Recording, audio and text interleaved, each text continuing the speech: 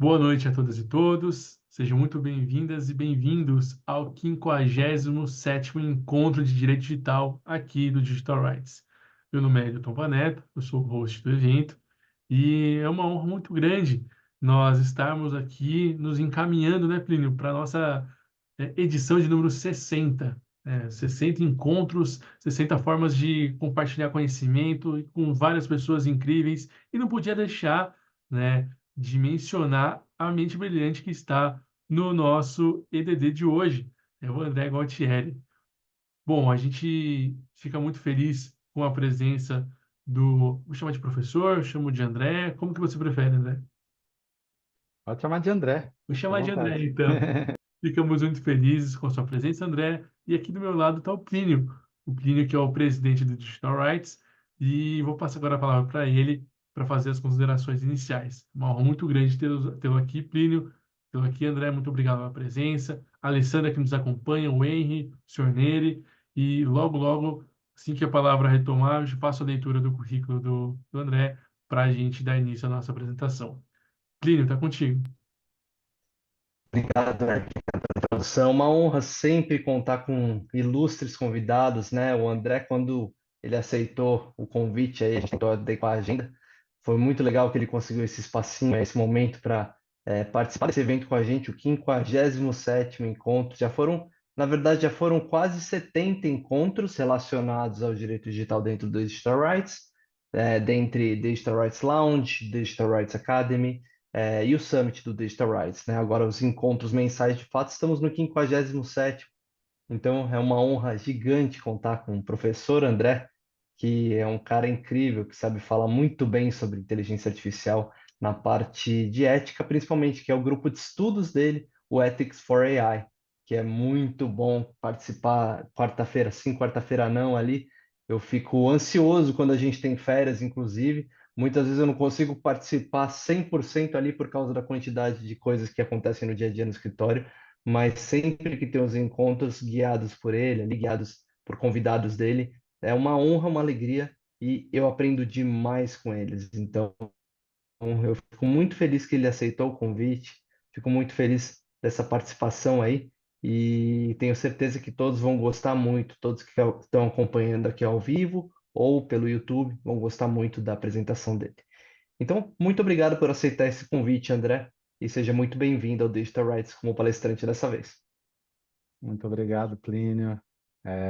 Foi um prazer estar aqui no Digital Rights, nesse 57º encontro, né? O que mostra como está sendo um sucesso essa trajetória. Bom, é um prazer estar aqui para trocar um pouco de ideia com vocês sobre a ética de a governança. Vai ser ótimo. Muito obrigado, André. Bom, vou fazer a leitura agora do currículo do nosso convidado. O André, vou deixar o Instagram dele aqui na descrição do vídeo e na mensagem, para quem quiser segui-lo.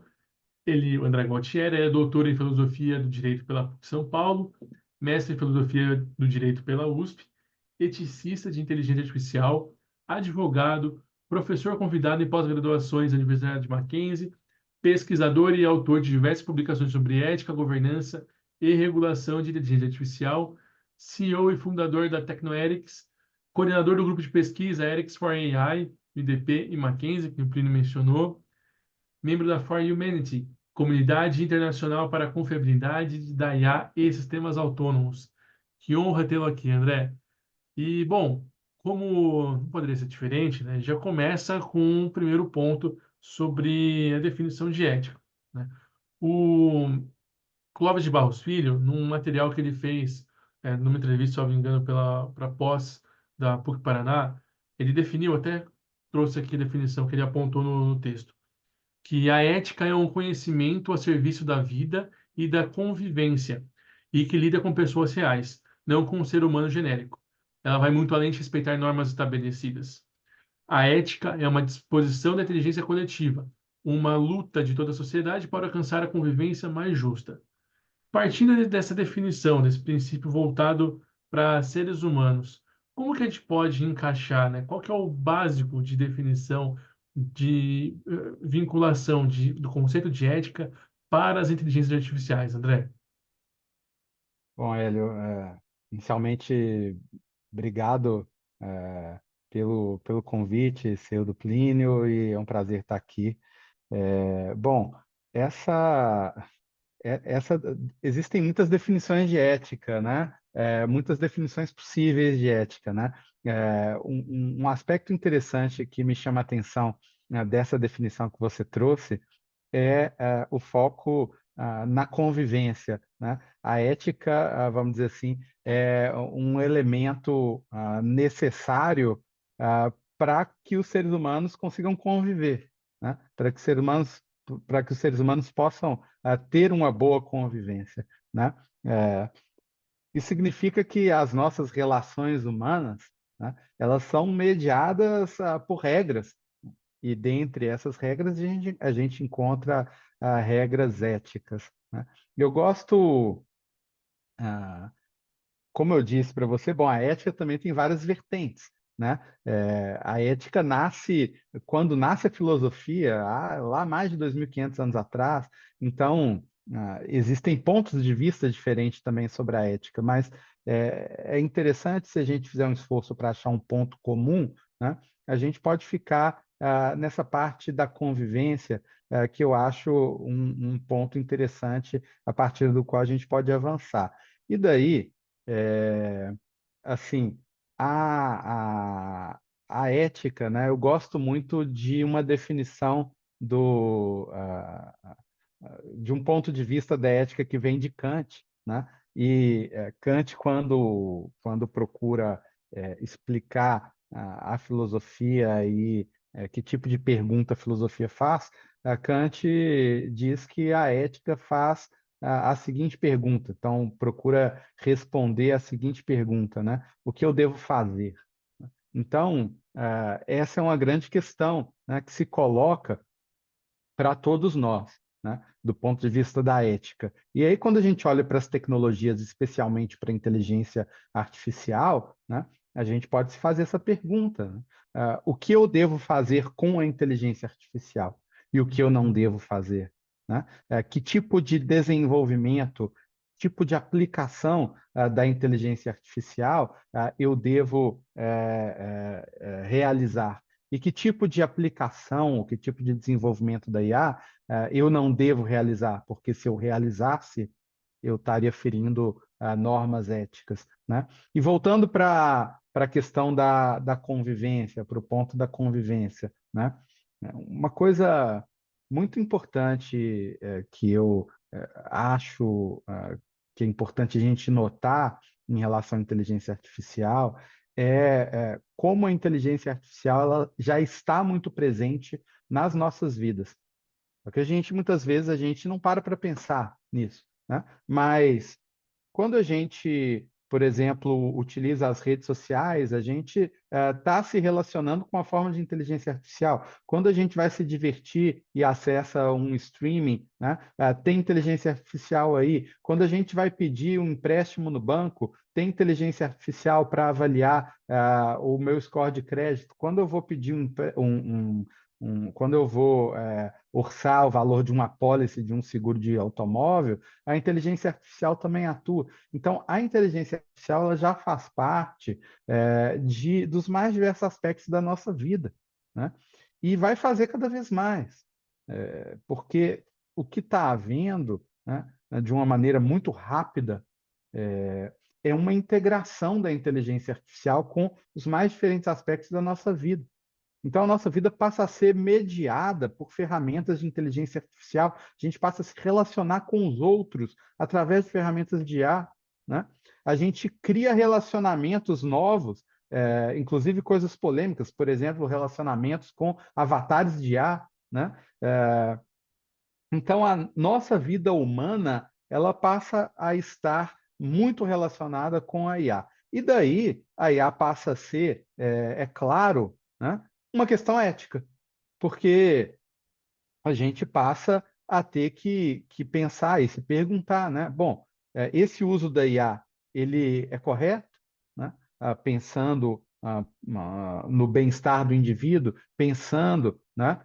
No bem comum, pensando na sociedade. Então, eu acho que é desse modo, né, que eu costumo ver essa relação da ética com a inteligência artificial.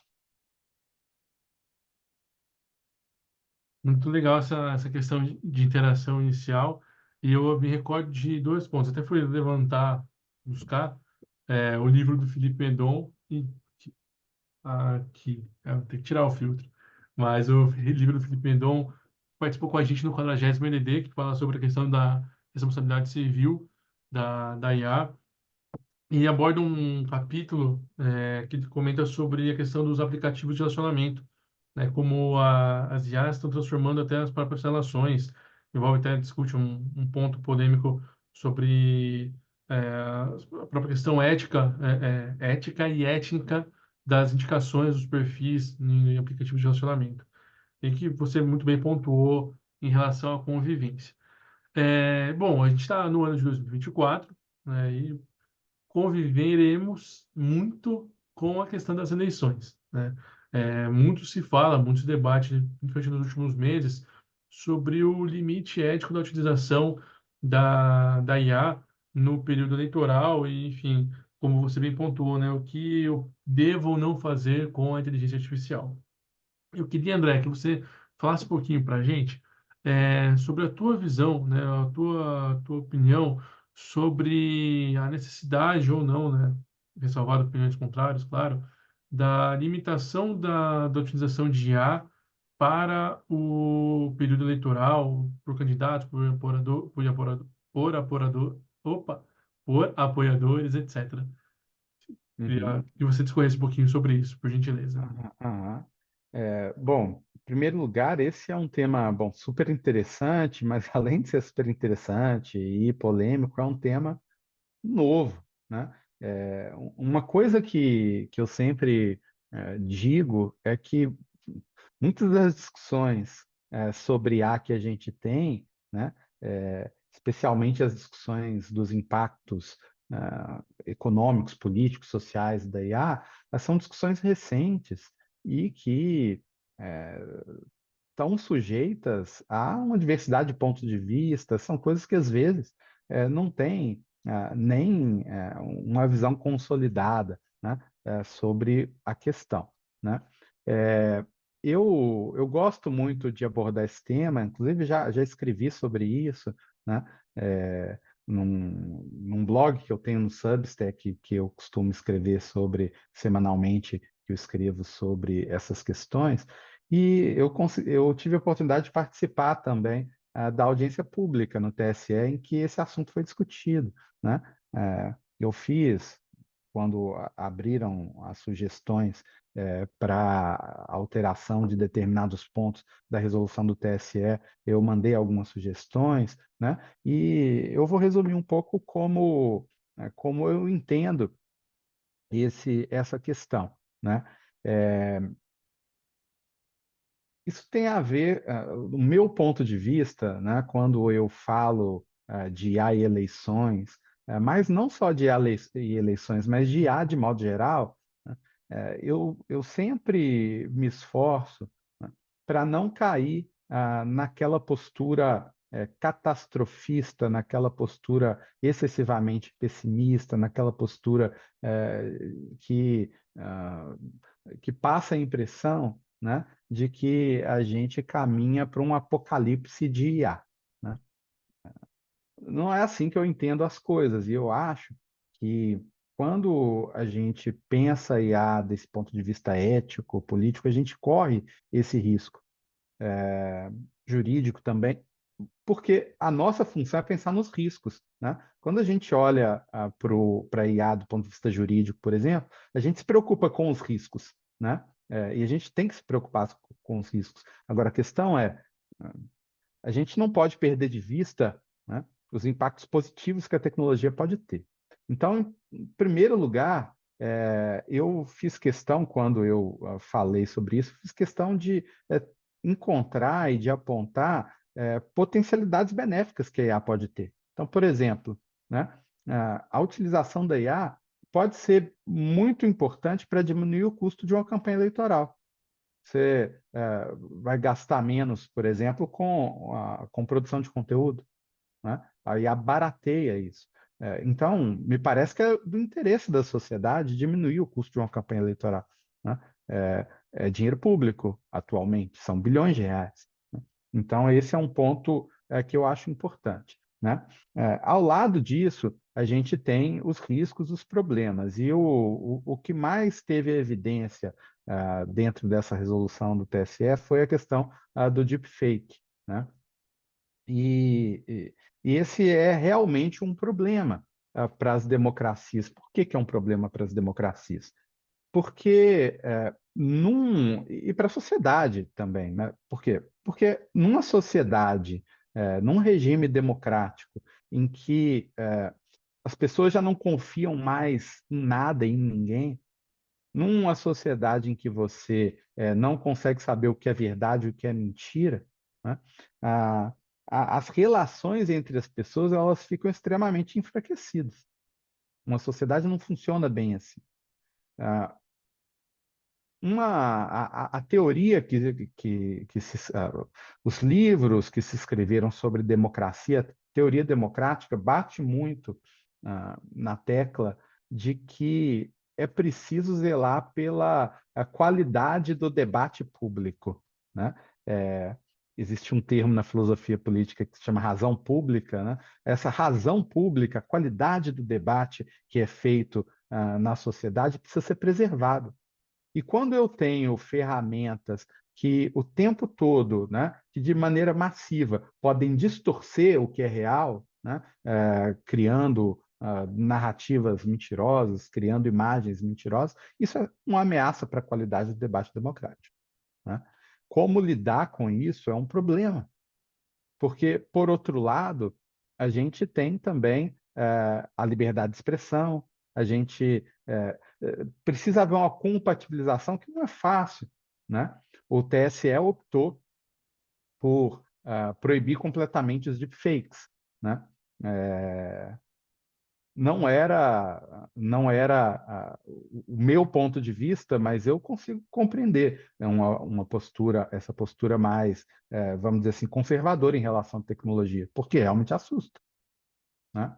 Ah, mas eu acho que, do meu ponto de vista, né, ah, o ideal seria exigir, como desde o início a proposta de resolução do TSE exigiu, ah, a rotulagem do conteúdo, a sinalização de que o conteúdo era um conteúdo produzido por IA, né? E caso o conteúdo incorresse nas proibições do TSE, aí sim o conteúdo poderia ser retirado, né? Mas a corte foi mais rigorosa nesse ponto, proibindo completamente deepfakes, né? Eu acho esse nome muito ruim. Já de início, eu não gosto do termo deepfake, porque ele passa necessariamente uma ideia negativa da coisa. E a tecnologia pode ser usada para aplicações benéficas, como eu falei, né? Então, eu acho que é uma tarefa difícil, né?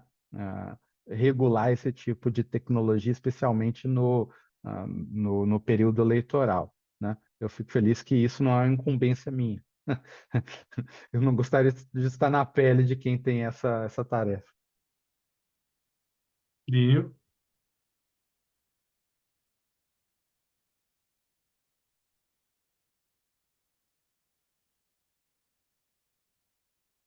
Acho que está mutado. voltou. Acho que tinha congelado a imagem. Opa, agora tá me ouvindo? Estamos ouvindo. Estamos. Sua imagem está congelada, mas a sua voz estava saindo. Vamos fazer uma deepfake do Plínio falando É, aqui, que vai dar tudo Então, certo. vou colocar um botzinho aqui. Mas eu acho muito legais suas observações e realmente tem sempre uma visão muito catastrófica quando a gente fala de inteligência artificial, né? Eu, por exemplo, puxa, gosto muito de IA, falo sobre isso desde 2013, 2014, e com a minha esposa, quando eu falo um pouquinho mais sobre inteligência artificial, ela tem uma visão muito diferente da minha, né? Ela não é advogada, não atua no ramo do direito, mas ela sempre vê o distanciamento da humanidade diante do fortalecimento da IA. E eu tento buscar também essa explicação, essa demonstração de que a IA pode fomentar novos tipos de relacionamentos, assim como novas tecnologias em geral, como, por exemplo, o metaverso, que pouca gente está falando atualmente, mas em breve deve voltar aí a discussão com o Apple Vision, com o que o Facebook está aprimorando do óculos aí, que as pessoas vão viver num mundo virtual, as relações vão ficar um pouquinho mais automatizadas e tudo mais. Então, diante dessa visão não catastrófica que você tem, né? Eu vou englobar mais ou menos os temas aí que você falou. A gente tem visto, enquanto você falava, eu fui pesquisar, porque eu vi sobre o aumento do fundo eleitoral esse ano e eu não quis acreditar lá atrás, né? E eu falei, não vou nem mais ver isso, porque toda vez que a gente vê sobre o aumento do fundo eleitoral, a gente fica um pouco chateado, né? E eu vi que realmente aumentaram para 4,9 bi, né? O negócio é isso, 4,9 bi, parece inacreditável. Mas é quase impossível reduzir um fundo eleitoral já concedido. O próximo ano vai ser maior e o seguinte vai ser maior, o ano eleitoral, no caso. E diante dessa questão de a utilização de mais inteligência artificial, baratear, ok. Diante da utilização de mecanismos de automação no sistema eleitoral, diante dos bots, diante dos robôs, de fato, dos mecanismos autônomos de interação, até de movimentação e tudo mais, utilizados em guerra e tudo mais, como a gente tem uma visão não crítica e nem tanto contorcionista da realidade, porque para a gente ver uma tecnologia como essa, estava falando com o Hélio hoje à tarde, eles criaram os botzinhos do Star Wars ou do Wall-E, eu não tenho certeza ainda, mas pela NVIDIA. Então, os chips da NVIDIA estão ficando 5 vezes mais rápidos que qualquer outro chip. Eles prometem um GPU que vai ser inovador para a inteligência artificial. Então, tudo que está vindo é para fomento da tecnologia pela tecnologia, mas não da tecnologia como um algoritmo baseado em princípios éticos, anicômaco. Não tem uma base ética. Ninguém definiu no mundo o que que é ética. Então, nesse pensamento, que é um pouco catastrófico para quem não estuda esse tema, principalmente, né? Até para quem estuda também, qual que é a sua visão diante do fato da possibilidade de pegarem um robô da Disney, um robô do Ali, do Star Wars ali, e colocarem uma arma e ele sair atirando num país do Oriente Médio ali. Uhum, Qual que uhum, é seu ponto de vista sobre isso? uhum. No fundo, né, essas questões que você trouxe muito bem, várias questões que envolvem a tecnologia, que envolvem a IA, no fundo, elas todas são uma questão humana. Então, bom, hoje de manhã eu estava falando para alunos de graduação e alguns alunos falando sobre os efeitos da IA no trabalho do advogado, com base numa pesquisa bem interessante que mede esses efeitos da IA no trabalho jurídico. Muitos, assim, com medo, com receio, né? Ou falando com receio de, enfim, perderem o espaço, né? Ou então falando do uso da IA em apps de relacionamento também, que a gente já mencionou aqui, né? Alguns criticando, né? E no fundo, né? Todas essas questões são questões que remetem a uma decisão que é uma decisão humana, né? De eu me relaciono ou não me relaciono com um app, com um avatar de IA, né? Ou eu utilizo ou não utilizo uma ferramenta de IA no meu trabalho, né? É, veja, a tecnologia é uma realidade, né? Qual que deve ser a postura da pessoa, do indivíduo diante dessa realidade? Você pode negá-la, dizer, olha, isso daqui não vai entrar no meu radar. É uma realidade, mas eu vou esquecer. Você pode tentar lidar com ela, né? Bom, deixa eu fazer uma experiência, né? Deixa eu ver como é que funciona, deixa eu ver se isso pode me ajudar de alguma forma. Então, eu estou dando exemplos assim, bem do cotidiano mesmo, para mostrar que, no fundo, é, essa questão é uma questão humana e, portanto, uma questão ética, por excelência, né? É verdade que existem diferentes vertentes éticas, diferentes pontos de vista sobre a ética, sobre os valores, né? Nós que somos advogados, sabe que a questão dos valores, a questão dos princípios é uma questão intrincada, né? Agora, não obstante isso, existe, vamos dizer, um núcleo de coisa no qual a gente pode se apegar, né? É, por exemplo, a ética de a gente tem declarações de princípios da ética de que costumam repetir os princípios, que existe um certo consenso em relação a eles, né?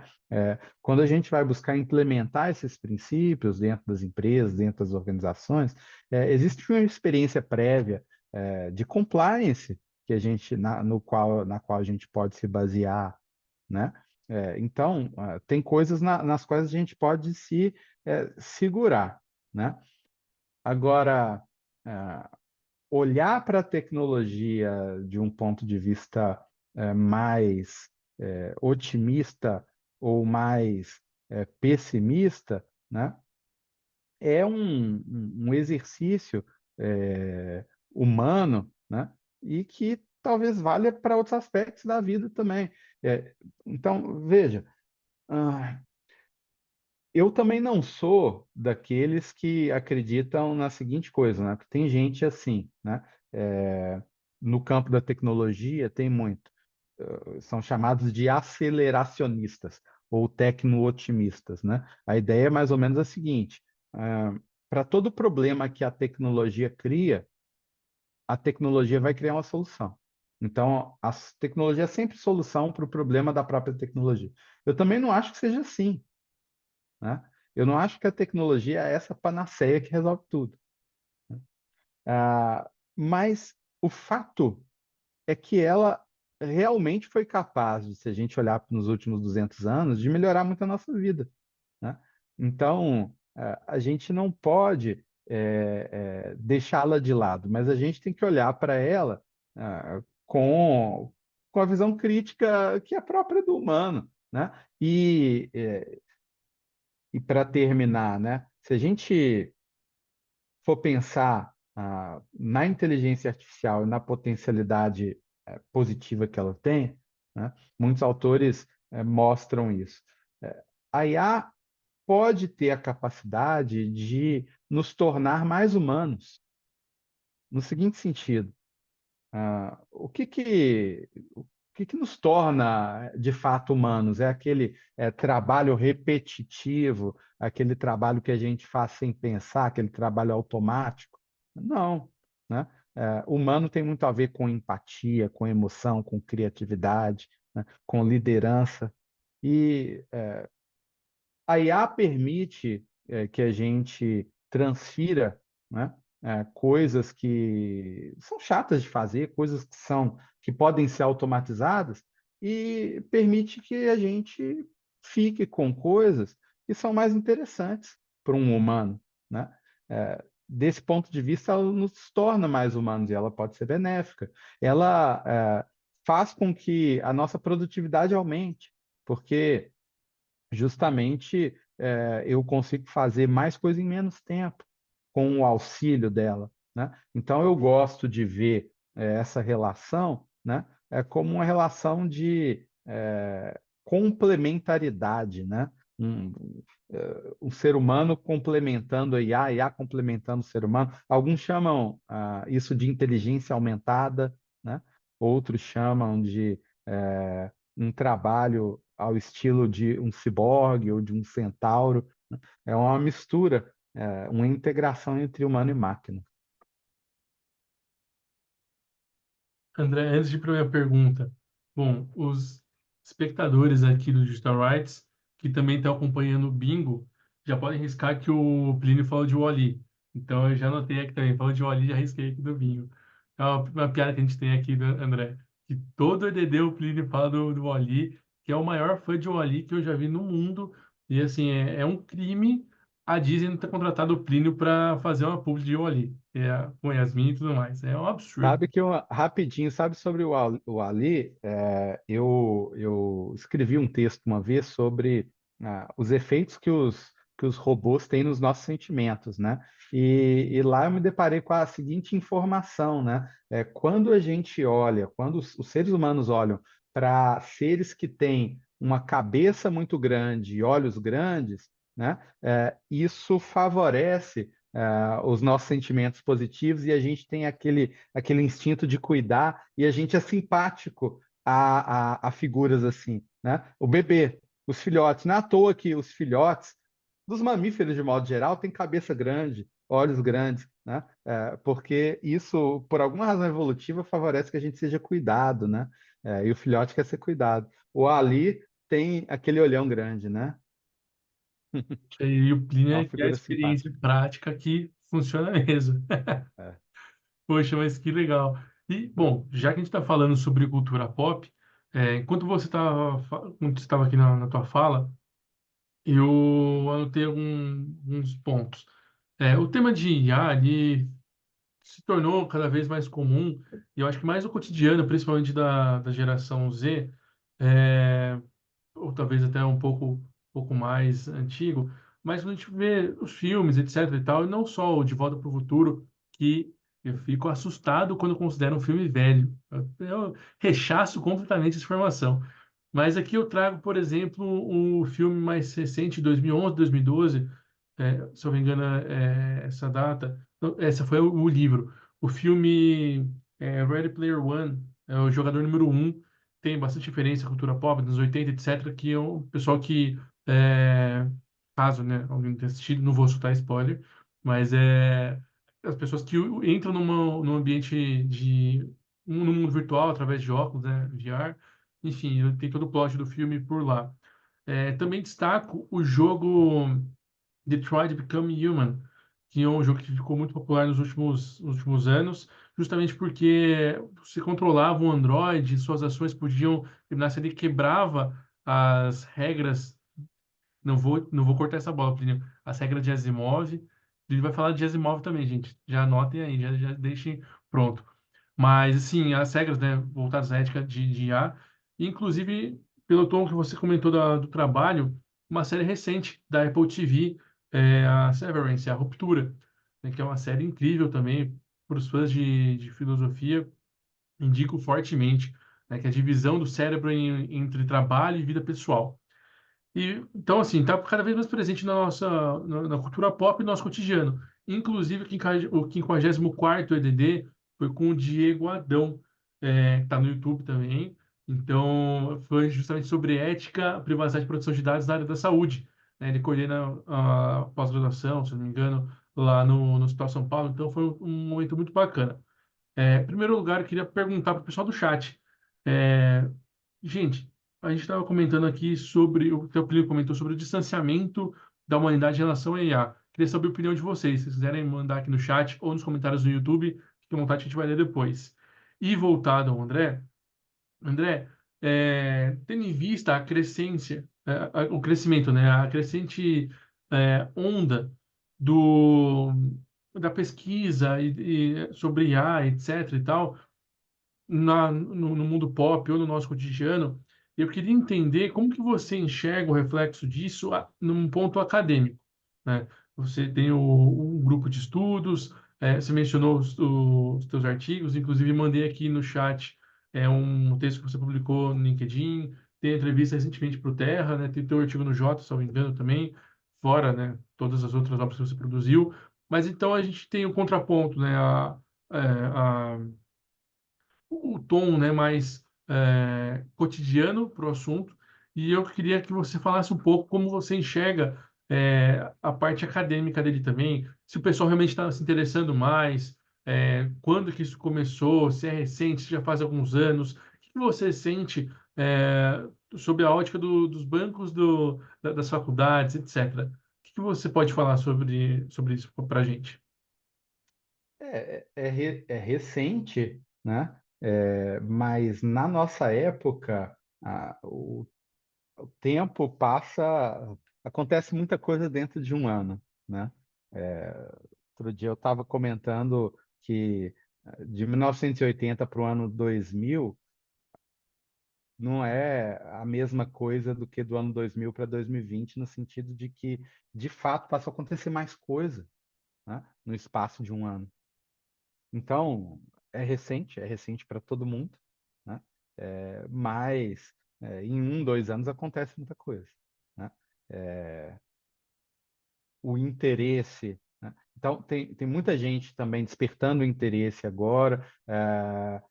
Eu mesmo comecei a direcionar a minha carreira para IA há 5 anos, 4, 5 anos, né? Então, se a gente for pegar, não tem uma década, né? Mas já tem muito tempo, a julgar pelos padrões de hoje, né? Agora, nas universidades, eu acho que tem um movimento interessante de algumas universidades, né?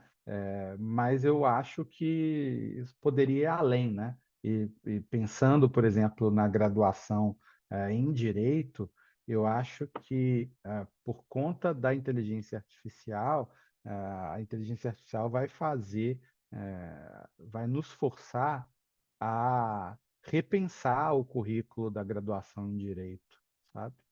Eu acho que e isso precisa ser feito, enfim, de cima para baixo, né? A nível de governo, ministério, etc., né? Então, eu acho que a IA vai exigir esse tipo de coisa, né? Ah, o interesse tem crescido. Por exemplo, o nosso grupo de pesquisa tem aí 2 anos, né? E o interesse só tem crescido. Sempre sou procurado por gente interessada em ingressar, né, no grupo. No último ano, ano passado, a discussão cresceu muito, né? E no direito, muito também por conta da discussão sobre regulação, né? Então, a gente teve agora o AI Act sendo aprovado no Parlamento Europeu. Então, tudo isso torna, né, esse tema um tema que tem interessado muito o estudante de direito, né, seja na graduação, seja na pós, no mestrado, no doutorado. O número de teses que abordam o tema também só tem aumentado, né, tanto aqui no Brasil quanto no mundo. Então, eu que estudo o tema já faz alguns anos, eu noto isso, né? Esse aumento, de fato, é uma coisa notável. Eu estava até, bom, te dando uma sugestão para o pessoal, tá até retomando quantas vezes a gente falou de IA, né, nos últimos EDDs, viu, Plínio? E, bom, sugiro, além do 54º EDD, sobre ética na área da saúde, o 47º, que foi com a Sofia Marchalowitz. Até agora eu erro o sobrenome dela. Sofia, se estiver assistindo aqui, desculpa, Sofia. Fala, Sofia Pudzo. Então, vai ficar tudo certo. Foi o 47º EDD, foi sobre inteligência artificial em pauta, uma questão mais técnica. E realmente é muito importante, né, que a gente tenha, né, André, essa produção de conteúdo, essa busca, essa investigação, porque às vezes a gente, né, principalmente no começo do estudo do tema, a gente fala assim, poxa, IA são só os robôs que vão viajar ao passado para salvar o mundo. Não, peraí, IA está no nosso dia a dia aí, no chatbot, etc, e tudo mais. É, enfim, deixa eu ver se tem mais alguma questão. Plínio, você tem mais alguma pergunta para fazer? Tenho sim. Bom, eu estava lendo aqui, enquanto você estava falando, André, eu lembrei da teoria da duplicação do conhecimento, que eu não lembro quem escreveu sobre isso, mas é uma teoria Cortou um super antiga pouquinho, aí, de cor- estudiosos, e a IBM, ela calcula isso, Pedro. cortou um pouquinho, mas eu acho que você falou Tá me teoria ouvindo da bem agora? duplicação do conhecimento, é isso? Isso, é a teoria da Tá. duplicação do conhecimento, que eu não lembro quem escreveu sobre isso, mas já faz muito tempo. Existia uma teoria lá para 1900, se não me engano, que o pessoal duplicaria, a humanidade duplicaria o conhecimento a Hum, cada 100 anos, né? E isso vem reduzindo, até que a IBM calcula periodicamente ali qual que é o nível de duplicação de conhecimento. Em 2005, salvo engano, 2003, quando eu estava na faculdade, não, em 2005 eu estava na faculdade, eu lembro de ter pesquisado mais sobre a teoria do conhecimento e falaram que em algum momento, muito próximo, a gente chegaria à duplicação do conhecimento a cada 48 horas. Olha lá, o Bernardo Azevedo falando, que legal. Será que o Bernardo escreveu sobre a teoria, é isso? Ele falou em 2019, Plínio, tem Ah, até não. um gráfico aqui que chega nesse ponto, 2020, conhecimento dobrando a cada 12 horas. Tem um gráfico dele Então, de 2019, o Bernardo, excelente nossa, filme também, deve ser talvez certinho. isso é genial, né? Mas ao mesmo tempo muito assustador também. Então, eu não estou querendo ser aquele cara que põe mais lenha na fogueira de quem tem uma visão crítica, uma visão catastrófica da inteligência artificial. Mas eu tô colocando temas porque eu acho que você está abordando muito bem ali um certo garantismo de que a humanidade prevalece no sentido bom, né? No sentido de se tornar mais humana, talvez mais empática, né? Mas então vou Se só tudo colocar um der pouquinho mais certo, de pimenta, se a gente se se esforçar tudo para der isso. certo. Então, exatamente. Por isso que eu vou colocar só mais uma pimenta nesse sentido, para a gente aprofundar essa discussão. Porque, caramba, eu falo isso. O Hélio brinca comigo que eu falo isso em quase todas as reuniões sobre inteligência artificial e ele já cantou a bola, porque a minha ideia.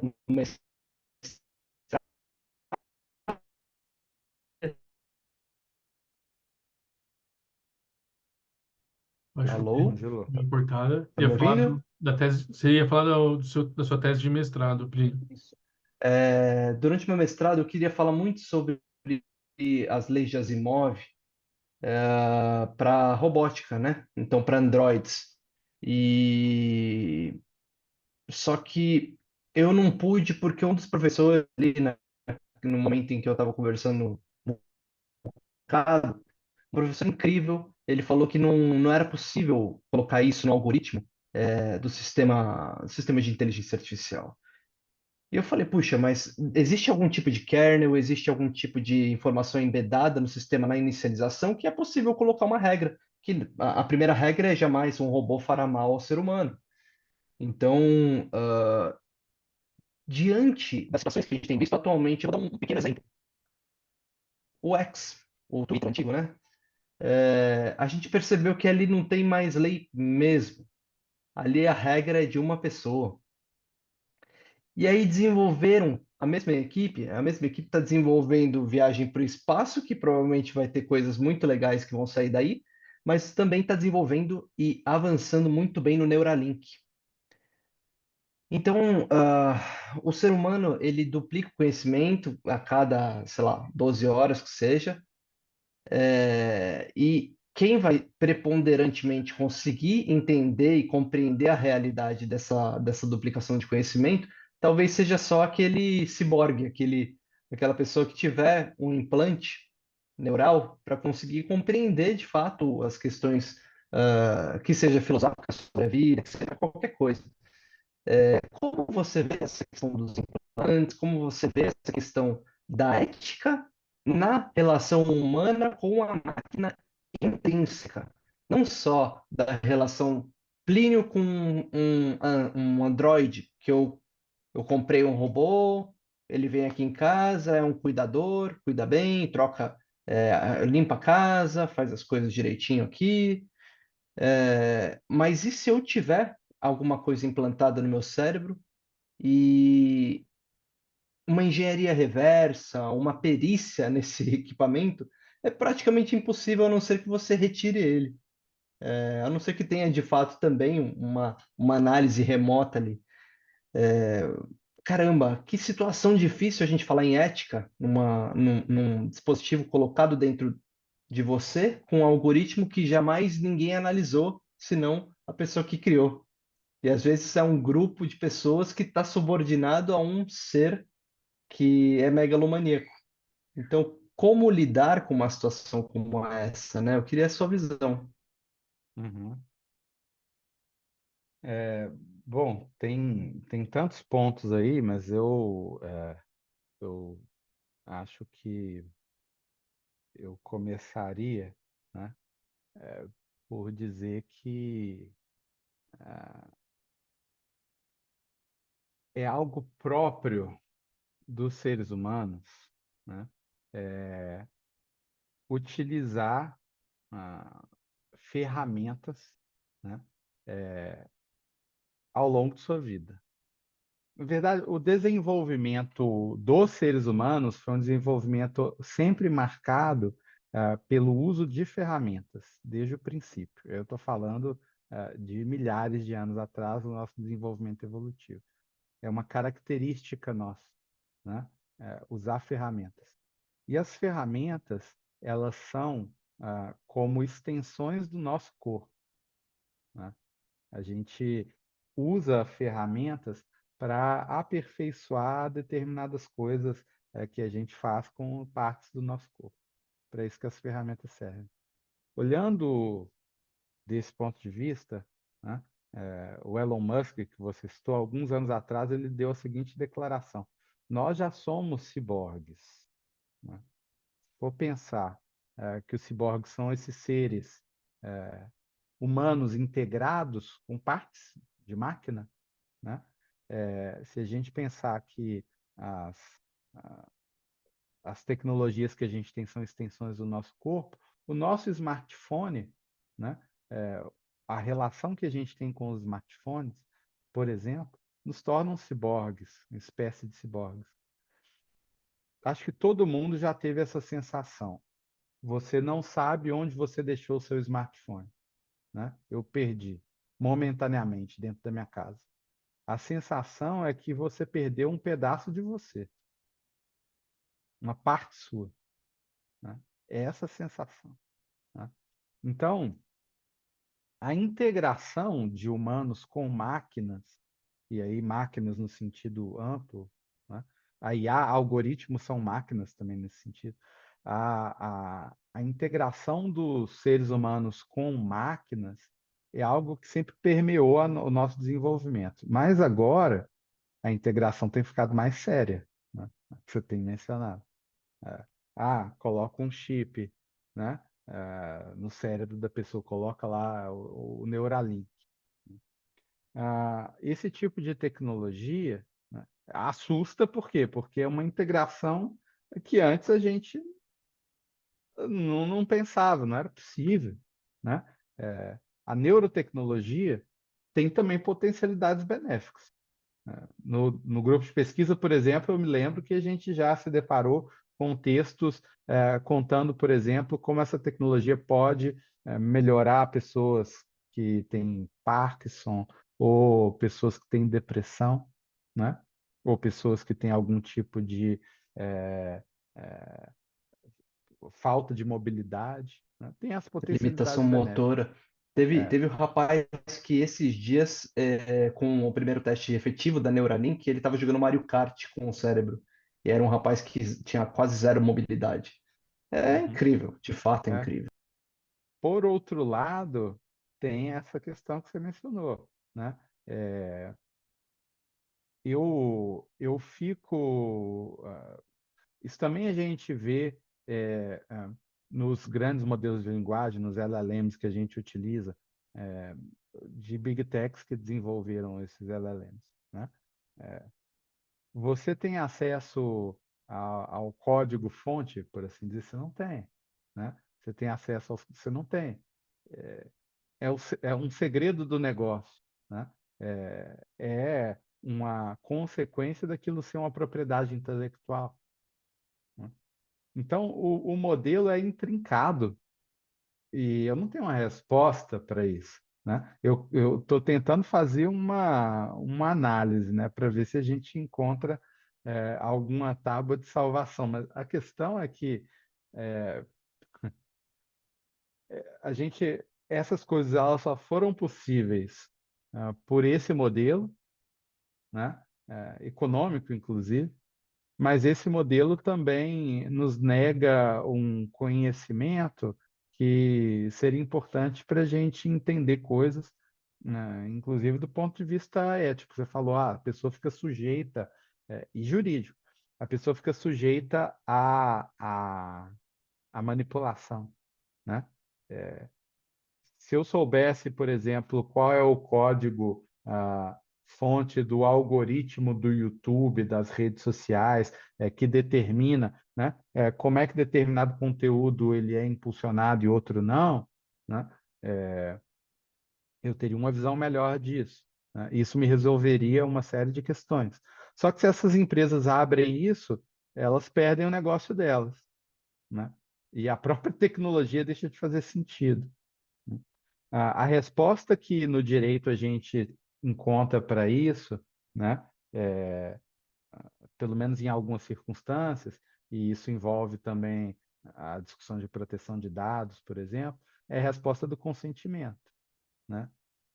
Eu, enquanto indivíduo, eu dei o meu consentimento para usar os meus dados, ou eu, enquanto indivíduo, eu dei o meu consentimento para que aquele chip fosse implantado no meu cérebro, né? A resposta que a gente costuma dar no direito envolve o consentimento, porque é um indivíduo dotado de liberdade, ele tem que autorizar ou não, né? Mas o consentimento também é problemático por uma série de razões, né? Porque É, a questão, não é suficiente muitas vezes, né? a questão,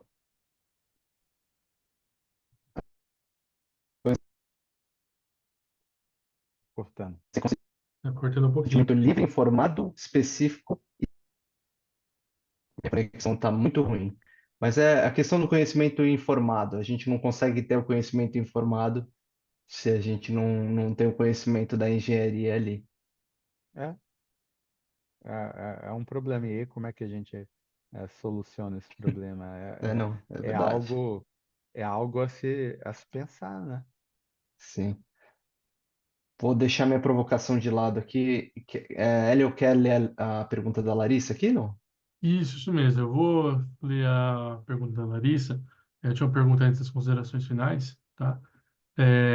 Mas, enfim, se você quiser fazer mais alguma manifestação, está assistindo a gente aqui ao vivo ou pelo YouTube, pode mandar para a gente no Instagram do Digital Rights, @DigitalRightsCC no final, ou no próprio Instagram do André, @André Gontieri. Bom, a Larissa fez o seguinte comentário. Boa noite a todos. Boa noite, Larissa. Quero inicialmente agradecer a vocês pela exposição desse tema extremamente relevante. Muito obrigado. Questionam sobre as relações humanas e a IA.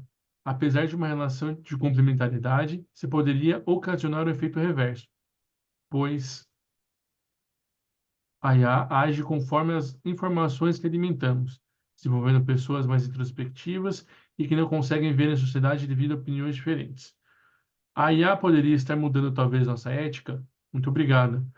Larissa, veja se estiver errado, mas eu acredito que assim, você quer evoluir na pergunta a respeito de se já que a IA transforma, né, o ser humano, talvez aí num ponto mais introspectivo, mais fechado, reservado, e envolvendo ainda a questão da coletividade, a gente falou lá no começo do EDD, como que isso impacta a gente? É isso mesmo, Larissa?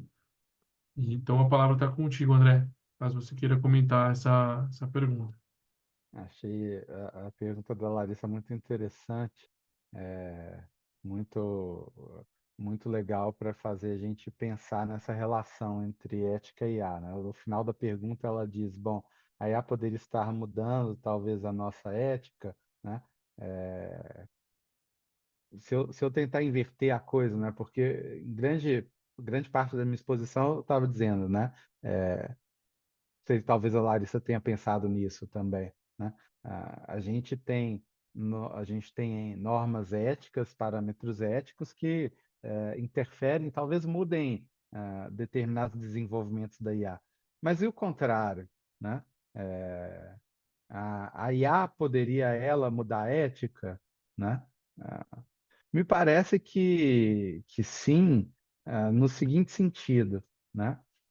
Não necessariamente a IA mudar, né, teorias éticas que já existem.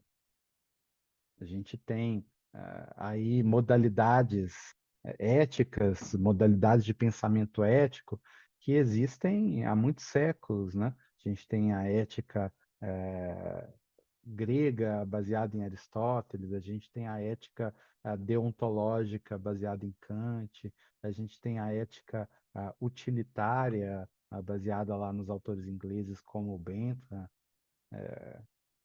Nesse sentido, não, né? Ah, a IA não necessariamente mudaria essas modalidades, essas teorias éticas, né? Mas a IA certamente ela força a ética, né, a, a, a lidar com o fenômeno IA, né?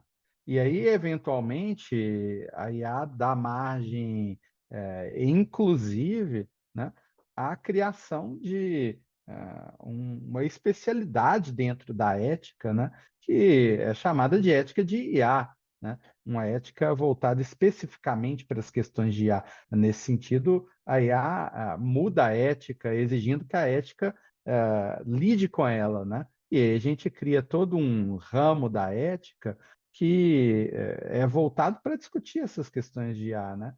E esse novo ramo da ética, a ética de inteligência artificial, ela, é claro, ela se alimenta daquilo que foi construído no passado, né? Mas se volta seus interesses para questões que a IA nos coloca nos dias de hoje. Então, eu vou dar um exemplo com dilemas que muitas vezes aparecem quando a gente está diante de um sistema de IA, né? A gente tem os princípios éticos de inteligência artificial, como, por exemplo, a justiça, a autonomia, transparência, explicabilidade, né?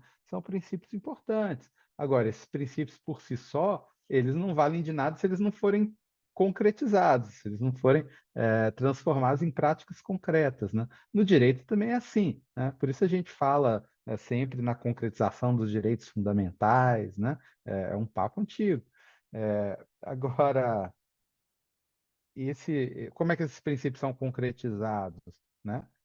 Daí é o tema da governança, né? Vamos criar uma estrutura dentro das organizações que seja capaz de concretizar esses princípios, né? Mas daí no dia a dia da implementação dessas coisas, você tem que tomar decisões. E o tomar decisão é um tema ético por excelência, né? É aí que a gente qualifica algo como justo ou injusto, quando a gente toma uma decisão. E aí eu preciso tomar uma decisão sobre um sistema de ar. Por exemplo, pode ser que eu seja forçado a escolher entre lançar um sistema, né, que não é possível explicar a decisão dele ou não lançar, né? Então, por exemplo, olha, eu disse que a explicabilidade é um princípio importante da inteligência artificial, da ética da inteligência artificial, que significa dizer, olha, as pessoas que estão sujeitas a uma decisão do sistema de A, elas precisam receber uma explicação de como essa decisão aconteceu. Mas se eu estiver diante de um sistema que, que eu não sou capaz de explicar a decisão que ele tomou, né? Tem um termo que usam para isso, a black box, né? Black box no sentido de que, olha, eu não sei o que acontece ali dentro daquele sistema e eu não sei o caminho que ele tomou para tomar aquela decisão, mas ele entregou aquilo, né? Então, por exemplo, se eu tenho um sistema de IA que é capaz de identificar tumores cancerígenos com uma precisão muito grande, mas eu não sou capaz de explicar como é que aquele sistema chega à identificação dos tumores, né? Esse é um caso de um dilema, né? Agora, nesse caso, seria justo eu abandonar esse sistema? Me parece que não, né? Em prol da explicabilidade, né? Ou, na verdade, abandonar esse sistema porque você não tem explicação? Me parece que não, né? Me parece que aqui eu tenho um benefício muito palpável, que mesmo que eu não seja capaz de extrair a explicação de como aquele sistema chegou àquela decisão, ele permanece esse benefício, que é, bom, as pessoas vão ter melhores diagnósticos mais rapidamente, né? Então, esses tipos de decisão, né, que você tem que tomar na vida real, no dia a dia, né, eu acho que são exemplos de como a IA ela força a ética a mudar, no sentido de que a IA força a ética a dar soluções, né, para os problemas que a IA traz para nós. Hein? Se você não fechou seu tema de TCC da pós-graduação hoje, bicho, você tá perdendo, tá comendo um boato, perdendo oportunidade. Mas brincadeira à parte, ó, você já tem aqui até o capítulo 4 escrito aqui, só com esse último texto, os impactos da IA na sociedade e na transformação ética. Bom, obrigado pela resposta, André. Obrigado pelo comentário, Alessandra. E isso mesmo, Alessandra. Alessandra aí na tese de doutorado, o senhor Neri também. E muito obrigado pelas participações.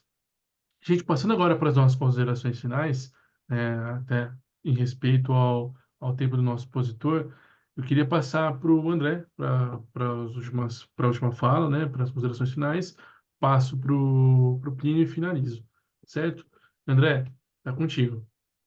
Bom, é só, enfim, agradecer mesmo o convite, a oportunidade de participar aqui com vocês, agradecer ao Hélio, agradecer ao Plínio, agradecer ao Neri, a Alessandra, a todos que nos assistem, que vão nos assistir, dizer que, enfim, esse é um tema que é importante de se discutir, de fomentar o conhecimento ah, sobre ele, porque esse é um tema que, no final das contas, ele interfere nas nossas vidas, né? Então, por isso é tão importante a gente discutir e conhecer sobre essas questões.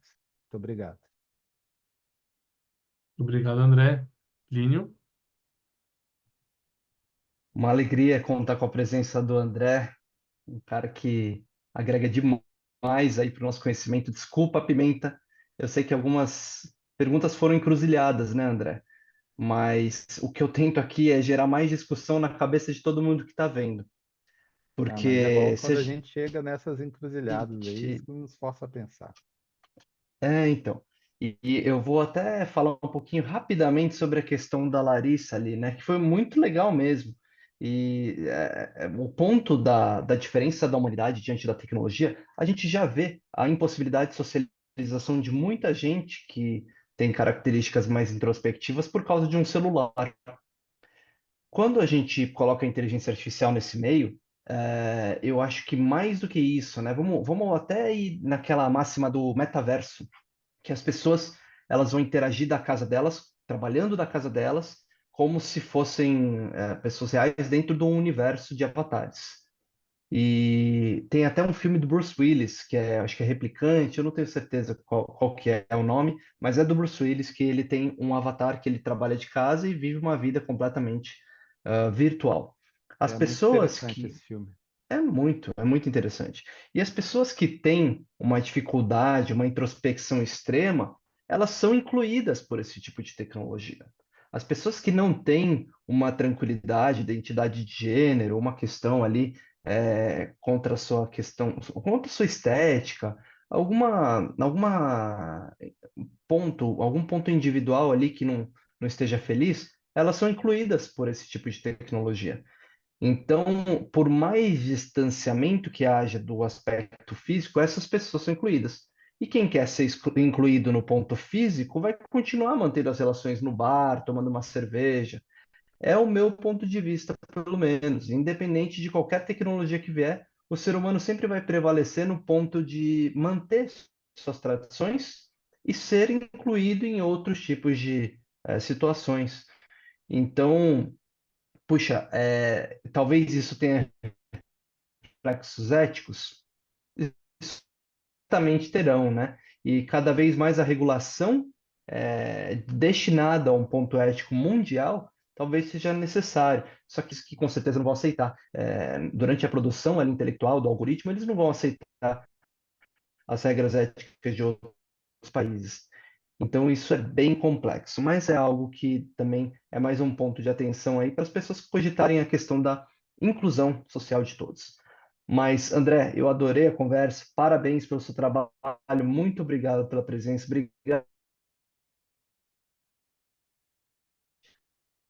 obrigado a todos que participaram aqui e participaram também com perguntas. Tenho certeza que o doutorado igual, Tá picotando um pouquinho o seu som, mas igual a Alessandra, tá dando para entender. né?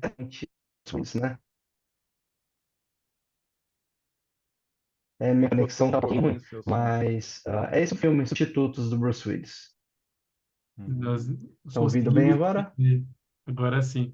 É tanta agora sim. convivência que a gente entende o que o Plínio está falando no estilo Jogo da Forca, né? Tá tudo certo. É isso aí. E Mas obrigado a todos, gente. Obrigado. Obrigado. muito obrigado, Plínio. Bom, antes de passar para as considerações finais, né? Aproveitando a roda do Plínio, Plínio, o que você pode falar para a gente de spoiler do 58º EDD? Então, a gente conseguiu uma convidada muito especial aí para o próximo Encontro de Direito Digital, que vai ser, já anotem aí, hein? Vai ser dia 30 de abril, numa terça-feira. A gente vai confirmar o horário, mas provavelmente às 18h30 mesmo, porque depende muito das aulas que ela dá, que é uma professora incrível, que é a Priscila Caneparo. Ela é jornalista e colunista de diversas colunista não fixa de diversas televisões. Então, ela sempre aparece na CNN, ela aparece na Band News, apareceu na Jovem Pan. Ela sempre fala de direitos humanos, fala das crises ali, questões de guerras na Rússia, e falou bastante de Gaza recentemente. É muito legal o trabalho dela. E aí a gente vai introduzir um pouquinho de parte tecnológica nessas relações humanas, e incluir também a querida Marcela Berger, que também é do nosso Digital Rights, que é uma profissional incrível do direito, tem o escritório dela atualmente e trabalha com muitas questões de criptomoedas, muitas questões societárias no meio digital, tecnologia, nas startups e tudo mais. Então, ela ajuda muitas empresas a estarem em compliance e ela vai estar aí debatendo, conversando um pouquinho com a Priscila Caneparo junto conosco, que vai ser super. Então aproveitem, já coloquem na agenda isso mesmo. Para quem é do bloquinho aqui, ó, também, bloquinho não deu para aparecer, mas estou com o bloquinho aqui anotando. Acompanhe a gente nas redes sociais, a gente vai divulgar por lá também. André, queria agradecer a tua participação mais uma vez, tua disponibilidade, agradecer ao Plínio, que está sempre junto com a gente nas nossas exposições, agradecer ao senhor Neri, o Henry, a Alessandra, o Emerson, o pessoal que ficou por aqui durante o evento, a você que está assistindo a gente pelo YouTube e pôde aqui participar nessa discussão sobre ética, sobre inteligência artificial, que a gente possa construir, além de um mundo mais ético, um mundo mais justo e perfeito na nossa trajetória, com o nosso conhecimento compartilhado. Então, eu queria agradecer a presença de todos, a participação de todas e todos, e até o nosso próximo EDD. Um forte abraço, fiquem bem e até mais. Tchau, tchau, gente. Abraço. Boa Tchau, noite. tchau. Boa noite.